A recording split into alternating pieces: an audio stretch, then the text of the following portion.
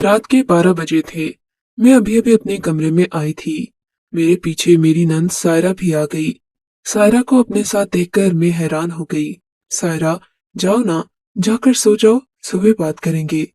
मैंने उससे कहा तो वो नाराज होने लगी। भाभी, मुझे आपसे एक चीज चाहिए। हाँ बोलो, क्या चाहिए?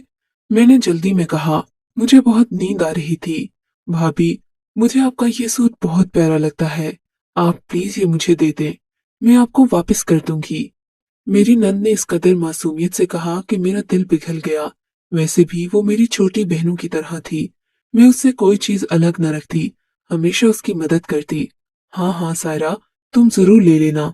अभी तुम जाओ, सो जाओ। मैं तुम्हें ये सूट सुबह दे दूंगी। नहीं भाभी, मुझे ये अभी के अभी चाहिए। उसने जिद करते हुए कहा। अच्छा रुको, मैं अभी चेंज करके आती हूँ। ये कहकर मैं अपने कमरे के अटैच बाथरूम में चली गई। मैंने उसे कपड़े चेंज करके दे तो दिए, मगर मुझे अजीब लग रहा था। मैं उसे धोकर साफ सुथरी करके देना चाहती थी। मैंने उसे अपने बाकी सूट भी दिखाए, मगर वो वही कपड़े लेना चाहती थी। मैंने उसे कपड़े दे दिए। वो मेरे कमरे से चली गई। उसके जाते ही मुझे ख्याल आया कि दुपट्टा तो वो यहीं छोड़ गई। वैसे तो ये कोई वक्त नहीं था किसी के कमरे में जाने का, लेकिन वो 2 मिनट पहले ही मेरे कमरे से निकली थी। मैं दुपट्टा लेकर राहदारी में आ गई। मैं अपनी नंद के कमरे में गई, मगर उसके कमरे का दरवाजा खुला था और वो यहाँ नहीं थी। ये देखकर मुझे हैरत हुई। मैंने जाकर अपनी सास के कमरे में देखा, मगर वो वहां भी नहीं थी। या खुदाया, ये सायरा कहाँ गई? मैंने सोचा। इतने में मेरी नजर बैरूनी दरवाजे पर पड़ी तो देखा सायरा वहां से अंदर आ रही थी। सायरा, तुम इस वक्त बाहर गई थी? मैंने हैरत से पूछा। नहीं भाभी, मैं तो बस दरवाजा बंद कर उसे भगाते भगाते बाहर चली गई। सायरा ने कहा तो मैं सोच में पड़ गई। बहरहाल मैंने उसे दुपट्टा दिया और वापस अपने कमरे में आ गई। आज बशर को गए हुए 3 दिन हो गए थे। मैं उन्हें बहुत याद कर रही थी। उन्हीं की यादों में खोए खोए मुझे नींद आ गई। सुबह मैं उठी तो मेरा सर भारी हो रहा था। शादी में जाने की वजह से बहुत थकावट थी। मैंने उठकर सारे घर के काम सुलझाए और दिन के 11-12 बजे अपनी बहन को फोन करने बैठी ही थी कि सायरा मेरे कमरे में आ गई। भाभी, मुझे आपसे एक बात करनी है। सायरा ने थके थके अंदाज में बताया। बात को छोड़ो, ये तुम्हें क्या हुआ है? मैंने आगे बढ़कर सायरा को थाम लिया। उसकी आंखें लाल हो रही थीं। उससे सही से चला भी नहीं जा रहा था। लगता था जैसे वो बुखार में हो। मैंने उसके माथे पर हाथ लगाया तो वो बुखार में तप रही थी। भाभी, मेरी तबीयत को न जाने क्या हो गया है। सायरा ने नकाहत भरी आवाज में कहा। अरे तुम्हें तो तेज बुखार भरी आवाज में कहा। अरे तुम्हें तो तेज बुखार है। चलो मैं तुम्हें डॉक्टर के पास ले चलूं। मैंने कहा, मगर सायरा अपने कमरे में जाना चाहती थी। मैं उसे उसके कमरे में छोड़कर चाय वगैरह देकर वापस आ गई। अपनी बहन से बातें करते करते दिन का वक्त हो गया। मैंने दोपहर का खाना बनाया, मगर सायरा खाने की मेज पर मौजूद नहीं थी। मैं उसे ढूंढती हुई उसके कमरे में पहुंची। उसके कमरे का दरवाजा बंद था। मैं परेशान हो गई। बहरहाल घर के बाकी काम भी देखना थे। मेरी सास भी सायरा को बुला बुलाकर थक गई। फिर शाम का खाना भी हमने अकेले खाया। सायरा कमरे से बाहर नहीं आई। मैं बशर की परेशानी में अलग मसरूफ थी, इसलिए मैंने सायरा से कुछ न कहा। अगले दिन बशर आ गए। मैंने खुशी खुशी उनका इस्तकबाल किया। तब मुझे सायरा का ख्याल आया। वो भी सायरा से मिलने गए थे, मगर सायरा ने दरवाजा नहीं खोला। कहने लगे, मुझे लगता नाराज हो गई है। मैंने कहा, ऐसी कोई बात नहीं। वो 2 दिन से अपने ही कमरे में बंद है। हम में से भी किसी को नहीं बता रही कि क्या बात है। सायरा की वजह से अब हम घर वाले सभी परेशान थे। बड़ी मुश्किल से बशर और अम्मा जी ने सायरा के कमरे का दरवाजा खुलवाया। जब उसने दरवाजा खोला तो वो बरसों की बीमार नजर आ रही थी। उसके चेहरे पर सर्दी छाई हुई थी और उसकी आंखों के नीचे गहरे स्याह हल्के थे। इससे पहले कि हम सायरा से कुछ कहते, वो घर की दहलीज पर गिरकर बेहोश हो गई। हम जल्दी से उसे होश में लाने की कोशिशें करने लगे। ठंडे पानी के छींटे उसके चेहरे पर मारे, मगर उसे होश नहीं आया। मैंने उसकी नब्ज चेक की जो बहुत कम हो रही थी। तब हमने डॉक्टर के पास जाने का सोचा। जल्दी से बशर गाड़ी ले आए। हमने सायरा को गाड़ी में डाला और अस्पताल पहुंच गए। वहां जाकर देखा तो सायरा को इमरजेंसी वार्ड में दाखिल देखा तो सायरा को इमरजेंसी वार्ड में दाखिल करवा दिया गया। एकदम से ऐसी क्या इमरजेंसी हो गई, हमें तो कोई समझ न थी। हम डॉक्टर के पास गए। डॉक्टर ने बताया कि सायरा की हालत नाजुक है, उसे 24 घंटे आईसीयू में रखा जाएगा, उसके बाद ही कोई फैसला होगा। बशर और अम्मा जी मुझे कोसने लगे, बोले तूने ही उसे कुछ कहा होगा, वरना वो यूं खुद को कमरे में बंद न करती। मैं अम्मा जी और बशर की बात का क्या जवाब देती, मेरे पास कोई बात न थी। मैं तो सिर्फ अपनी नन से बहनों जैसी मोहब्बत करती थी। थोड़ी देर के बाद डॉक्टर ने बताया कि सायरा की हालत अब बेहतर है, मगर हमें उसका ख्याल रखने की जरूरत होगी। उसे सख्त परेशानी में मुब्तला रखा गया है। इस बात पर बशर और मेरी सास मुझे घूरने लगे, हालांकि मैंने कुछ नहीं किया था। खैर हम लोग सायरा से मिलने उसके कमरे में गए। वो खाली खाली आंखों से खला में घूर रही थी, से कोई कुछ नहीं कह सकता था। डॉक्टर ने सिर्फ इतना बताया कि सायरा को सांस घुटने की वजह से अचानक दिल का दौरा पड़ते पड़ते बचा, वरना अगर देर हो जाती तो वो मौत के मुंह में जा सकती थी। सायरा के बारे में ये जानकर अम्मा जान को सख्त तशवीश हुई। सांस घुटना, ये बात समझ में नहीं आ रही थी। एक दिन में सायरा को हॉस्पिटल से डिस्चार्ज कर दिया गया। डॉक्टर ने हमें बुलाकर इस बात की तलकीन भी की कि हम सायरा को ताज़ा हवा में रखें। हम लोग सायरा को लेकर घर गए तो वो कुछ खोई खोई सी थी। ऐसा लगता था जैसे उसे कोई गहरी परेशानी है। मेरे लाख पूछने पर भी उसने मुझे कुछ नहीं बताया। अलबत्ता वो बार बार अपने कमरे में जाने की जिद कर रही थी। मजबूर होकर हमने भी उसे उसके कमरे में जाकर रख दिया, मगर डॉक्टर ने कहा था कि सायरा को कोई परेशानी नहीं देनी। इसी वजह से हम भी परेशान थे, क्योंकि सायरा की बात न मानते भी उसके लिए अच्छा नहीं था। सायरा ने अपने कमरे में जाकर फिर से दरवाजा बंद कर लिया। काफी देर उसका दरवाजा बंद रहा। हमें दोबारा तशवीश होने लगी।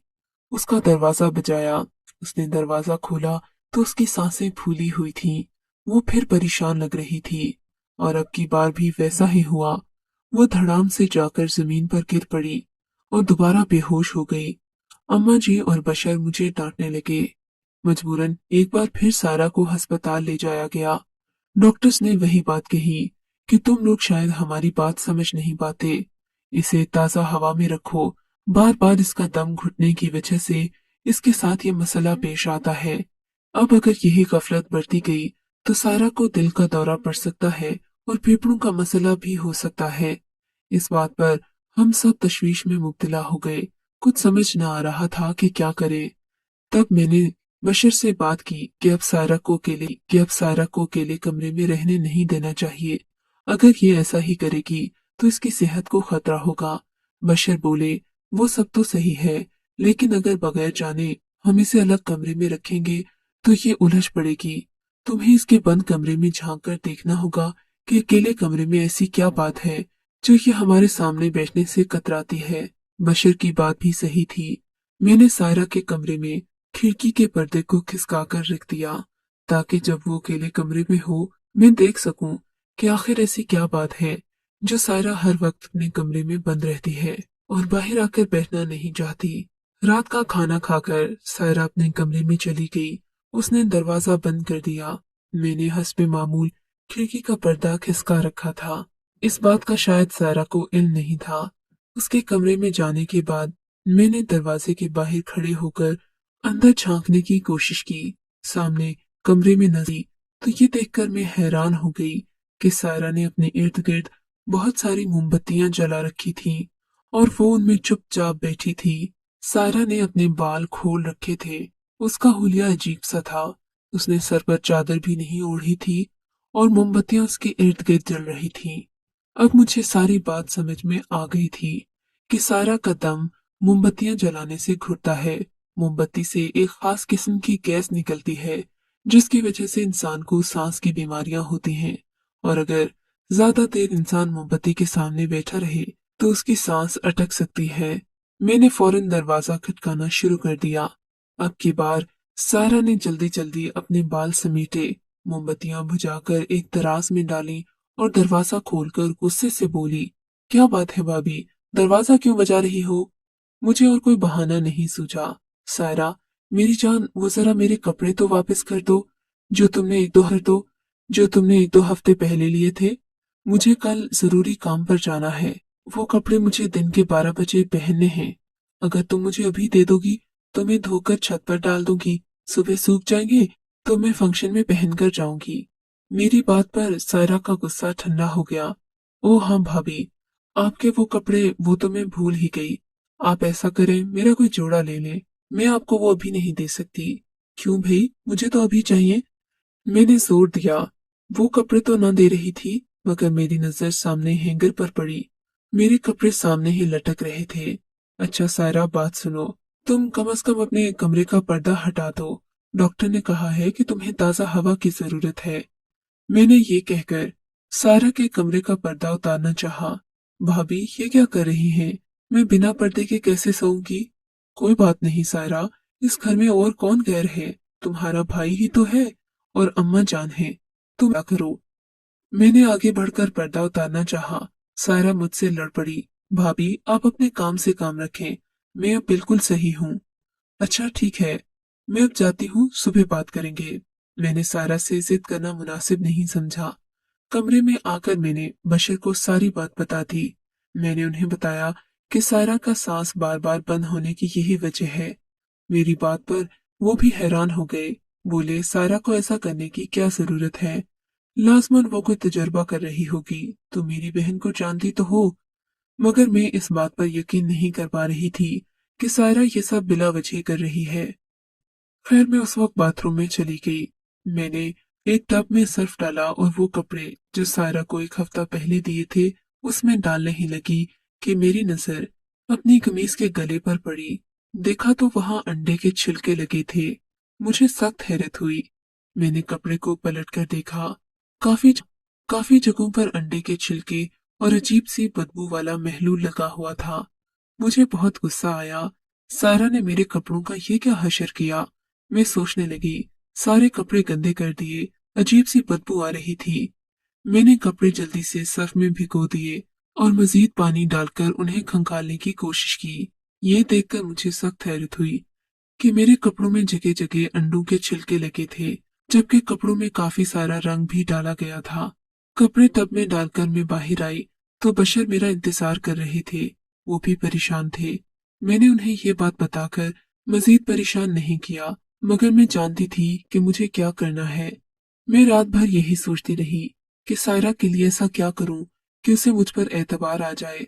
वो अपनी हर बात मुझसे कहे और मैं उसे इस मुसीबत से बचा लूं जो न जाने उसने अपने दिमाग में कब से पाल रखी है। यही सोचते सोचते रात के 3 बज गए। मैं काफी देर भी। मुझे तकरीबन फजर के करीब नींद आने लगी। तब मैंने उठकर फजर की नमाज पढ़ी और फिर सो गई। अब तो मैंने सुबह लेट ही उठना था, मैं जानती थी, क्योंकि रात को काफी देर से नींद आई थी। मगर सुबह के तकरीबन 7-8 बजे मैंने अपने घर में सख्त शोर की आवाज सुनी। मेरी सास रो रही थी, जबकि मेरे शौहर भी ऊंची आवाज में बातें कर रहे थे। मैं फौरन गड़बड़ा कर उठी। बाहर गई तो देखा घर में हमारे कुछ रिश्तेदार भी मौजूद थे, जबकि अम्मा जी का रो रो कर बुरा हाल था। अम्मा, क्या हुआ है? मैं जल्दी से अपनी सास के पास पहुंची तो देखा सामने मेरी नंद सायरा चारपाई पर बेसुध पड़ी थी। उसके मुंह से खून आ रहा था और बाल बिखरे हुए थे। अम्मा जी, इसे क्या हुआ है? मैंने आगे बढ़कर अपनी नंद का सर गोद में ले लिया। बशीर ने मुझे जल्दी जल्दी सायरा को संभालने का कहा और खुद गाड़ी लेने चले गए। सायरा खून की उल्टियां आ रही थीं। बशीर जल्दी से गाड़ी ले आए। हम सायरा को हॉस्पिटल लेकर गए। हम तो उसे दवाएं भी वक्त पर देते थे, मगर खुदा जाने फिर कहाँ गफलत हो गई। सायरा को अस्पताल पहुंचाया गया, मगर हॉस्पिटल वालों ने उसे आईसीयू में दाखिल कर लिया। सायरा की हालत बहुत नाजुक थी। डॉक्टर्स ने हमें बताया कि सायरा जिंदगी और मौत की कश्मकश में है, और सबसे मुश्किल बात यह थी कि उसकी बीमारी की समझ न आ रही थी। डॉक्टर्स भी सुबह शाम टेस्ट कर करके थक गए थे, मगर बीमारी का इशारा नहीं मिल रहा था। अगली सुबह 4 बजे हमें ये खबर मिली कि सायरा इस दुनिया से जा चुकी है। अम्मा जी का तो रो रो कर बुरा हाल था। वो भी मुझे ही मनहूस कह रही थीं। कहती, तू मेरी बेटी को खा गई है, न जाने तूने क्या किया कि मेरी बेटी हमेशा के लिए मुझे छोड़कर चली गई। मैं उनका दुख समझ सकती थी, इसीलिए खामोश रही। किसी को भी यकीन नहीं आ रहा था कि एक जाती थी, इसीलिए खामोश रही। किसी को भी यकीन नहीं आ रहा था कि एक जवान लड़की एक हफ्ते के अंदर बीमार रहकर जिंदगी की बाजी भी हार सकती है।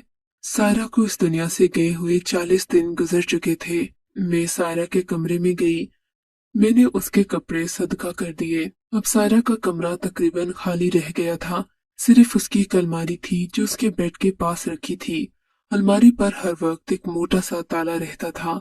सायरा के जाने के बाद अगरचे उसकी चीजों को अमानत रखना चाहिए था, लेकिन उसके बेड के पास पड़ी कुछ चीजों ने मुझे इस ताले को तोड़ने पर मजबूर कर दिया। मैं देखना चाहती थी कि उसकी अलमारी में ऐसा क्या रखा था, और इन दिनों जब वो बीमार हुई उसकी क्या सरगर्मियां थीं। मैंने ताला खोलने की कोशिश की, मगर वो अलमारी के अंदर बना हुआ था, इसलिए खोल नहीं पाई। मिस्त्री को बुलवाकर बड़ी मुश्किल से वो ताला तोड़वाया गया। उसके अंदर से किताबों और मैं एक एक करके वो किताबें देखने लगी तो मेरे होश ही उड़ गए। वो किताबें हकीमी नुस्खों से भरी पड़ी थीं। दरअसल मेरी नंद बचपन से ही लंगड़ी पैदा हुई थी। उसकी एक टांग में नुक्स था, चलते हुए वो लंगड़ा कर चलती। इस बीमारी को खत्म करने की हमने बहुत कोशिश की, मगर डॉक्टर्स ने जवाब दे दिया। खुदा जाने कब सायरा हकीमों के चक्करों में पड़ गई। पहले तो उसने नुस्खे और अमल वगैरह शुरू किए, और फिर ऐसी ऐसी चीजें करने लगी जिनका हकीकी दुनिया से कोई ताल्लुक नहीं था। मैंने सायरा की डायरी वगैरह पढ़ी तो मुझे अंदाजा हुआ कि वो अपने लंगपन की बीमारी किसी सेहतमंद इंसान में मुंतकिल करना चाहती थी। उसे कोई और शिकार नजर नहीं आया तो उसने मुझे ही निशाना बनाना चाहा। खुदा की करनी कि सायरा ने मुझसे कपड़े भी इसी मकसद के लिए लिए थे, मगर उसका अमल तो काम नहीं कर सका। अलबत्ता मोमबत्तियों और दीगर चीजों के इस्तेमाल की वजह से उसे सांस की तकलीफ हो गई। सायरा को बर वक्त इस बात की समझ नहीं आ सकी, क्योंकि वो इन चीजों को सिर्फ और सिर्फ जादू का असर समझती रही। जब उसे दिल का दौरा पड़ा तो वो भी दम घुटने की वजह से हुआ, मगर चूंकि हमारे वहमो गुमान में भी न था कि सायरा अपने कमरे में बैठकर क्या करती है, हम इस बात से बेखबर रहे। अब हाल ये था कि सायरा को कुछ कह भी नहीं सकते थे, क्योंकि अम्मा जी यानी कि मेरी सास उसकी बेजा हिमायत करती, और फिर खुद सायरा किसी की बात न सुनती। अपनी मरहूम नंद के बारे में ये सब जानकर मुझे बहुत अफसोस हुआ। काश वो एक बार भी मुझसे कह देती तो मैं उसके लिए दुआ करवाती, कोई न कोई हल निकालने की कोशिश करती कि मेडिकल की दुनिया में हर चीज का इलाज मौजूद है। मगर उसने गलत रास्ता अपनाया और अपनी बीमारी मुझ में मुंतकिल करने की कोशिश की। खुदा ऐसे लोगों को हिदायत दे, और हिदायत के साथ साथ सब्र भी दे कि वो बजाय इसके कि वो इन कमियों को हल करने के लिए किसी आसान रास्ते को तलाश करें। आप सबसे दरखास्त है कि मेरी मरहूम नंद की मगफिरत के लिए दुआ करें। मैं उसे दिल से माफ कर चुकी हूँ, चाहती हूँ कि खुदा ताला भी उसे माफ कर दे।